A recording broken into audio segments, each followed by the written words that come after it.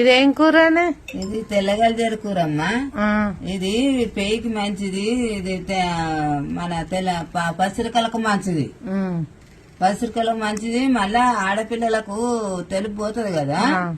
ఇది తోరపప్పు నన్ను వేసి వండుకోవాలి, లేకుంటే పెసరపప్పులు వేసి టమాటాలు వేసి వండుకోవాలి. అయితే మంచిది. ఎట్లా పచ్చకూరలు మంచివి ఇవి. అంటే ఇదేనా కనబడితే ఇడ్సబెట్టద్దు, తెచ్చుకోవాలా? ఇడ్సబెట్టద్దు, తెచ్చుకోవాలా. తెచ్చుకొని వండుకొని తినాలా. మన బోడదారం కూర ఉంటుంది చూడు, బోడదారం కూర కూడా అది 7 మట్ల కడిగి వండుకొని తినాలి. అది పెసరపప్పులు వేసుకోవాలి. అది కమ్మానే ఉంటది, మంచిది. ఇంకా అది ఇంకా చాలా మంచిది. ఇంకా తెల్లగర్జ కూర అంటే బోడదారం కూర అంటే ఏంటిదంటే, ఇప్పుడు అప్పుడు వెనకట కోళ్ళు ఉంటుండే కదా, కోళ్లకు పేన్లు అవుతుండే.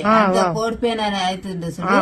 ఇంత మన బొడ్డలో ఉంటది అది బోడదలం. ఆకుకు ముండ్లు ఉంటాయి. ఆకు ముండ్లు ఉండయి. ఇట్లా బొడ్డలో ఉంటది. మన ఇది పట్నం బంతి పువ్వు లెక్క అది. అది కూడా తెచ్చుకొని వండుకుంటే పానంకు ఆడపిల్లలకు మంచిది, మగవాళ్ళకైనా ఎవరికైనా మంచిది. కానీ అది కడుగుడు ఎట్లా కడగాలంటే 7 మట్ల కడగాల.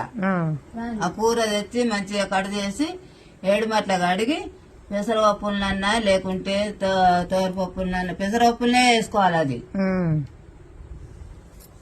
ఎట్లా చూడండి. వెనకట పచ్చకూరలు వండుకుంటుంటివి.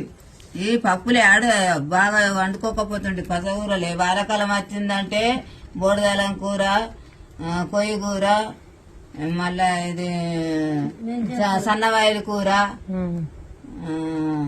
అలా ఇది తూటి కూర, ఇవన్నీ వండుకుంటుండే అప్పుడు. మా అమ్మ తెచ్చి వండుతుండే.